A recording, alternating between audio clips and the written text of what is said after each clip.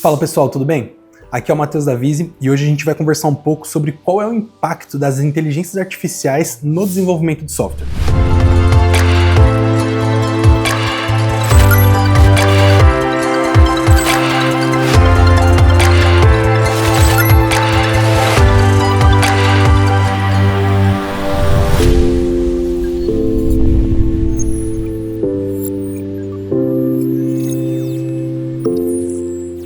Como a inteligência artificial pode ajudar os programadores a desenvolver software de maneira mais eficiente? Em setembro do ano passado, o Boston Consult Group publicou uma pesquisa feita com 1.400 executivos, que mostrava que 52% deles desencorajavam o uso de inteligências artificiais generativas por seus colaboradores. Entre o pequeno grupo que já está usando essas inteligências, 66% estão insatisfeitos com os resultados obtidos. Apesar disso, 89% dos executivos consideram o tema uma prioridade para o ano de 2024. Esses números parecem mostrar que ainda há muita frustração entre os usuários de IAs generativas, e ainda há muito medo a respeito desse assunto. Apesar disso, o tema inspira muita expectativa, e todo mundo está de olho. Por isso, se você está em dúvida sobre o uso de inteligência artificial no desenvolvimento de software, não se preocupe, você não é o único. A inteligência artificial está se desenvolvendo muito rápido. Basta comparar os resultados que podem ser obtidos através de IAs generativas hoje com os de 1 ou 2 anos atrás. Por isso, um aviso. Nós vamos falar nesse vídeo sobre o cenário de hoje, sobre as decisões que você pode tomar ou deveria estar tomando agora. Não é um vídeo futurologista. E pode ser que daqui 1 ou 2 anos o cenário seja bastante diferente. Para entender como a inteligência artificial pode ajudar os programadores a desenvolver software de maneira mais produtiva, é bom entender primeiro como ela funciona. Esse conhecimento vai nos ajudar a entender no que os computadores são bons e onde estão as suas limitações. Para começar, algo que as inteligências artificiais já fazem há um bom tempo e muito bem: reconhecer padrões. Na verdade, quase tudo que a gente tem de inteligência artificial hoje é baseado em reconhecimento de padrões. Veja alguns exemplos de onde você já está usando o reconhecimento de padrões. A detecção de spam no seu Gmail, o bloqueio automático de imagens impróprias em redes sociais ou a detecção de fraudes de cartão de crédito. Mas como isso funciona? Imagine, por exemplo, a detecção de spam. O algoritmo ele é alimentado com milhões de e-mails, classificados como spam pelos próprios usuários, e milhões de outros e-mails legítimos. Em seguida, para cada novo e-mail que chega, o algoritmo ele compara com o conhecimento que ele já tem. E ele pode dizer, bom, esse e-mail se parece mais com aqueles que foram classificados como spam ou como aqueles que foram classificados como legítimos. Assim, ele consegue dizer se um novo e-mail é ou não spam. Da mesma maneira, as transações de cartão de crédito. O algoritmo foi alimentado com um histórico com milhões de transações fraudulentas e milhões de transações legítimas. E agora ele sabe dizer quando uma transação é legítima ou fraudulenta. Da mesma forma, você pode alimentar um algoritmo com milhões de imagens legítimas e milhões de imagens impróprias para as redes sociais. E assim, para cada nova imagem que o algoritmo receber, ele vai comparar e dizer com bastante precisão se ela se parece mais com as legítimas ou com as impróprias. É claro que esses algoritmos são bastante sofisticados, e essa minha explicação é uma grande simplificação, mas entender dessa maneira é suficiente para compreender como eles funcionam e saber o que fazer com eles. Bom, e o ChatGPT? O GPT é uma inteligência artificial generativa, ou seja, ele não classifica informações que você recebe, mas é capaz de gerar informações. Inteligências artificiais generativas podem produzir texto, código de computador, imagens, vídeo e vários outros tipos de dados. E como elas funcionam? Aqui também me perdoe pela baita simplificação, mas o truque genial é um sorteio. A IA generativa pega o seu prompt e sorteia uma palavra para vir depois. Em seguida, ela compara esse texto com a sua base de milhões de textos e vê se parece inteligente. Só que ao invés de sortear apenas uma palavra, ela sorteia 100, 200, 300 versões do texto, cada uma com a primeira palavra diferente, e passa essas versões todas pelo classificador, que diz se esse texto se parece com um texto inteligente ou não. Em seguida, ela pega a versão do texto que foi considerada a mais inteligente e repete o processo. Agora que temos a primeira palavra escolhida, a inteligência artificial sorteia centenas de possíveis segundas palavras e passa novamente o texto pelo classificador, obtendo como resposta qual dessas palavras forma um texto que parece a melhor resposta, o texto mais inteligente. E ela vai fazendo isso de novo e de novo e de novo para cada uma das palavras que ela vai acrescentando ao texto. É por isso que em ferramentas como o ChatGPT, você vê o texto sendo gerado, palavra a palavra na sua frente, como se alguém estivesse digitando muito rápido. Aquilo não é apenas um efeito visual. aquele texto está realmente sendo gerado palavra a palavra, através de um processo que envolve milhares de sorteios e classificações. Isso significa que a inteligência artificial vai devolver para você respostas que parecem certas, não necessariamente respostas certas. Em boa parte das vezes elas vão estar certas, mas num número significativo de vezes elas só parecem estar certas. Veja se seu prompt, a pergunta que você fez, é algo que já foi respondido na base de conhecimento que foi usada para treinar a inteligência artificial. É muito provável que você obtenha uma resposta certa, porque as várias respostas sorteadas serão comparadas justamente com uma resposta certa, que está lá em algum lugar na base de conhecimento. Mas se você realmente esperava que a inteligência artificial demonstrasse alguma criatividade ou poder de raciocínio, então eu sinto em me informar, mas você está sendo enganado pelo algoritmo. As IAs generativas não têm inteligência real, capacidade analítica, sensibilidade ou criatividade. Elas não conseguem realmente resolver problemas, nem sequer entender conceitos. Todas as respostas da IA generativa podem estar erradas. Não confie na inteligência artificial para responder sozinha,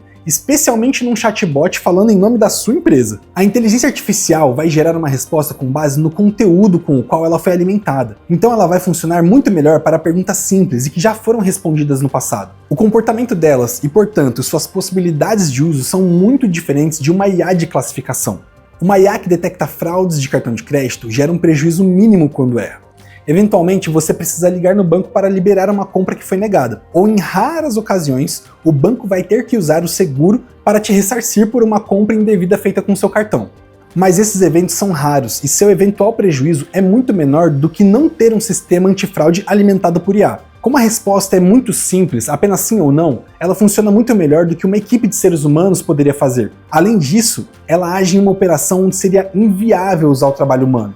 Pense na quantidade de transações de cartão de crédito que são processadas numa noite de compra às vésperas do Natal. Seria completamente impossível colocar seres humanos para avaliar essas transações e detectar fraude. A inteligência artificial faz isso instantaneamente. É por causa dessas diferenças que a maior parte dos chatbots disponíveis na web são IAs de classificação e não generativas. Isso significa que um ser humano escreveu todas as respostas possíveis e a inteligência artificial simplesmente pega a pergunta do usuário e escolhe daquelas respostas qual ela acha que é a melhor resposta. Ou se ela não encontra nenhuma que se pareça boa, simplesmente responde que não entendeu o que o usuário queria dizer. É claro que uma IA generativa poderia se comportar muito melhor do que isso. Poderia, na maior parte das situações, até parecer inteligente, respondendo exatamente o que o usuário estava pensando e dando sugestões para os próximos passos. Mas isso é muito arriscado, porque numa pequena parcela das situações, a inteligência artificial vai entregar para o usuário respostas que não fazem o menor sentido, ou o que é pior, que fazem sentido,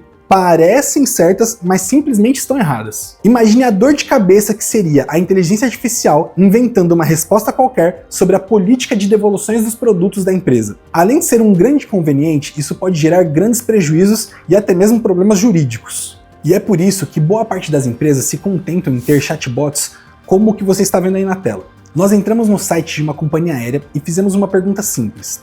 Quanto custa uma passagem para Salvador? Veja que a resposta do chatbot não se parece nada com o que um ser humano poderia responder. Nós esperávamos que a resposta fosse algo como: você está saindo de que cidade? Qual a data da sua viagem? Mas o chatbot de classificação se comporta mais ou menos como uma ferramenta de busca. Ele devolve uma lista simples de opções e espera que o usuário se vire sozinho. Já a IA generativa é útil em situações onde você não vai substituir o ser humano. Pense em um call center com atendimento por chat. Ao invés de um chatbot, o robô não é visto pelos clientes, mas pelo atendente. O robô fornece sugestões enquanto o atendimento está digitando a resposta. Temos a velocidade que a IA pode trazer, mas o ser humano ainda está no controle. É exatamente assim que os programadores estão usando IA na Visio. Veja essa demonstração. Oi, eu tô aqui na minha estação de trabalho e eu vou compartilhar a tela com você e vou te mostrar como é que a gente tem usado inteligência artificial para auxiliar os programadores na hora de programar, de escrever código. Tá? Deixa eu dividir a tela aqui. Coloquei na tela essa ferramenta aqui, que é o Codeion.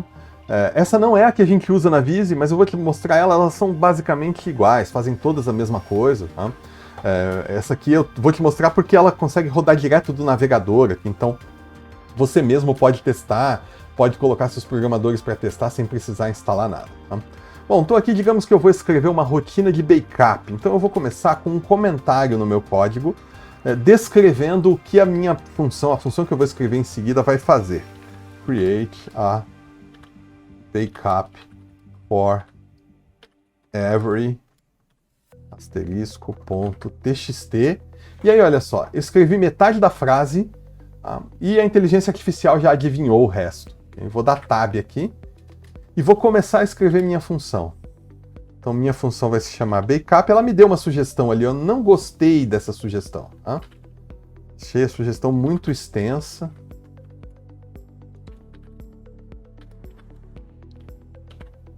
Agora ele adivinhou o que eu estava pensando, olha só.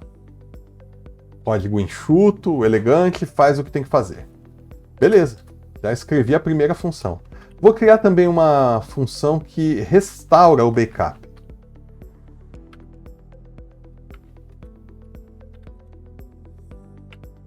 E veja que essa função aqui, a inteligência artificial adivinhou para mim. Eu praticamente não precisei digitar nada, né? Vou criar uma, eu escrevi só delete, tá vendo? Delete all, txt back. Não gostei do nome, vou renomeá-la aqui para cleanup. Estou usando alguns módulos aqui que precisam ser importados, então vamos lá. Import, ela vai adivinhando para mim, olha só. E é isso, escrevi o meu código aí, usando a inteligência artificial. Um código que eu levaria 3 ou 4 minutos para escrever, a gente consegue escrever em poucos segundos. A inteligência artificial, como você viu aí, não vai programar sozinha, não vai resolver o problema para você. Ela precisa ser operada por um programador, por alguém que sabe o que está fazendo. Ela é um assistente do programador, que está ali do lado sussurrando ideias para ele, digitando para ele, tentando adivinhar o que ele está pensando. Tá? Então, isso tem o potencial de tornar os programadores muito mais produtivos. A gente tem usado aqui na Vizy e os resultados são fantásticos se você coloca isso aqui na mão de alguém que sabe o que está fazendo. Os melhores usos de IA no desenvolvimento de software hoje funcionam de maneira muito parecida. A IA não vai substituir os programadores, mas torná-los mais produtivos. Não é uma revolução que vai te dar escalas de grandeza de produtividade agora, mas os benefícios com certeza são expressivos. Nós não estamos apenas testando essas ferramentas aqui na Vizy, estamos de fato usando elas em projetos reais e os resultados são muito bons. Você pode encontrar outras maneiras de usar IA no processo de desenvolvimento, que não estejam diretamente ligadas a escrever código. Escrever requisitos, escrever documentação, escrever testes, validar código e etc. Mas deixa eu te avisar, nós ainda não conseguimos. Toda vez que a IA se mostrou útil em um desses casos, na verdade o processo é que era complicado demais e tinha tarefas repetitivas e desnecessárias. Então, se você encontrar outros usos para a IA, tudo bem, mas confira se não é uma oportunidade de simplificar o processo. Desenvolvimento de software é muito mais que escrever código. As tarefas realmente nobres envolvem pessoas e negócios. A IA não vai ajudar nessas.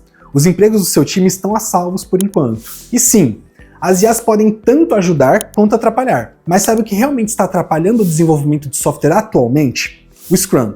Isso mesmo, o Scrum está matando a agilidade. E esse vai ser o tema do nosso webinário, que vai rolar depois de amanhã, dia 29 de fevereiro. E você está super convidado. O evento começa às 20 horas e para você garantir a sua vaga gratuita, é só acessar o link no primeiro comentário desse vídeo. Te vejo lá.